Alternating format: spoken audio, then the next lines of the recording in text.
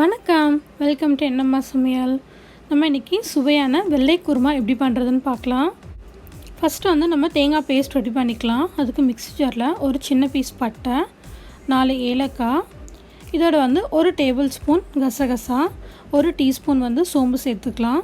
அப்புறம் 10 முந்திரி பருப்பு எடுத்துக்கோங்க. முந்திரி பருப்பு இல்லைன்னா நீங்கள் அதுக்கு பதிலாக கொஞ்சமாக வந்து பொட்டுக்கடலை சேர்த்துக்கோங்க.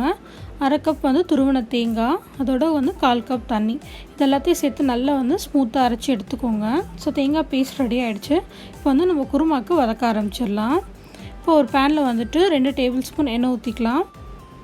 இதோட வந்து 2 சின்னதாக இருக்குது பிரிஞ்சி எல்லாம் சேர்த்துக்கிறேன். பெருசாக இருந்தால் நீங்கள் 1 சேர்த்தா போதும். இது வந்து லைட்டாக எண்ணெயில் வதங்கினதுக்கப்புறமா அதோட வந்து ஒரு மீடியம் சைஸ் வெங்காயத்தை இந்த மாதிரி நீளமாக நறுக்கி சேர்த்துக்கோங்க. வெங்காயம் வந்து லைட்டாக வதங்கினா போதும், ரொம்ப வதக்கணும்னு அவசியம் இல்லை. அதே மாதிரி நல்லா மீடியம் ஃப்ளேமில் வச்சு குக் பண்ணுங்கள். இல்லாட்டி வந்து தீஞ்சிடுச்சுன்னா குருமா டேஸ்ட் மாறிடும், கலரும் மாறிடும். இதோட வந்து காரத்துக்கு 4 பச்சை மிளகாய் சேர்த்துக்கலாம். நல்லா நீளமாக நறுக்கி சேர்த்துக்கோங்க. ஸோ இப்போ நல்லா வதங்கினதுக்கப்புறமா அதோட 1 டேபிள் ஸ்பூன் இஞ்சி பூண்டு பேஸ்ட் சேர்த்துக்கலாம்.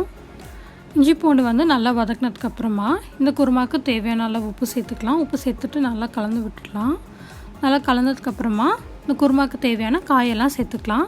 1/2 கப் வந்து நல்லா நீளமாக நறுக்கின கேரட், அப்புறம் 1/4 கப் வந்து பச்சை பட்டாணி, 1/2 கப் வந்து உருளைக்கிழங்கு நல்லா தோல் சீவிட்டு கட் பண்ணது, அப்புறம் 1/4 கப் வந்து காலிஃப்ளவர், அப்புறம் 1/4 கப் வந்து பீன்ஸ். காலிஃப்ளவரை லைட்டாக சுடு தண்ணியில் போட்டு எடுத்திருக்கேன். உங்கள்கிட்ட வந்து பச்சை பட்டாணி வந்து காஞ்ச பட்டாணி தான் இருந்துச்சுன்னா அதை வந்து ஊற வச்சுட்டு லைட்டாக ஒரு 2 விசிலுக்கு வேக வச்சுட்டு சேர்த்துக்கோங்க.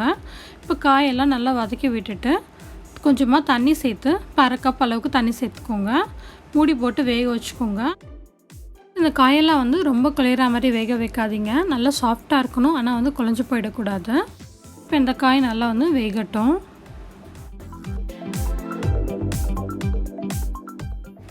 இப்போ 8 நிமிஷம் ஆகிடுச்சு. திறந்து பார்க்கலாம். காயெல்லாம் சூப்பராக வெந்துடுச்சு. உங்களுக்கு இன்னும் காய் வேகாத மாதிரி இருந்ததுன்னா இன்னும் கொஞ்சம் வந்து தண்ணி சேர்த்துட்டு ஒரு 2லேருந்து 3 நிமிஷம் வேக வச்சிங்கன்னா காய் வெந்துடும். இதோட நம்ம அரைச்சி வச்சுருந்த தேங்காய் விழுதை வந்து சேர்த்துக்கலாம். அதுக்கப்புறம் 1 கப் தண்ணி சேர்த்துக்கலாம். அந்த மிக்ஸி ஜாரை அப்படியே அலசி சேர்த்துக்கோங்க. இப்போ நல்லா கலந்ததுக்கப்புறமா கொதிக்க வைக்கணும். அப்போ தான் வந்து தேங்காயோட பச்சை வாசனையெல்லாம் நமக்கு போகும். அதே மாதிரி ரொம்ப நேரம் கொதிக்க விட்டிங்கன்னா கூட தேங்காயில் இருக்க எண்ணெயெல்லாம் பிரிஞ்சுட்டு டேஸ்ட் வந்து மாறிடும். அதனால் 5 நிமிஷம் நல்லா தேங்காயோட பச்சை வாசனை போகிற அளவுக்கு கொதிக்க வச்சா போதும். அப்புறம் நல்லா பொடியாக நறுக்கின கொத்தமல்லி இலையும் அதோடு சேர்த்துக்கோங்க.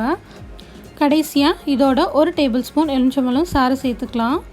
உங்களுக்கு வேண்டாம்னா நீங்கள் ஸ்கிப் பண்ணிக்கோங்க. ஏன்னா நம்ம தக்காளி எதுவும் சேர்க்காததுனால புளிப்புக்காக கொஞ்சமாக வந்து சேர்த்துக்கலாம். இப்போ நல்லா கலந்து விட்டுட்டிங்கன்னா அட்டகாசமான வெள்ளை குருமா ரெடி ஆகிடுச்சு. இந்த வீடியோ பிடிச்சிருந்ததுன்னா என் நம்ம சமையலை சப்ஸ்கிரைப் பண்ணி வச்சுக்கோங்க. தேங்க்ஸ் ஃபார் வாட்சிங்.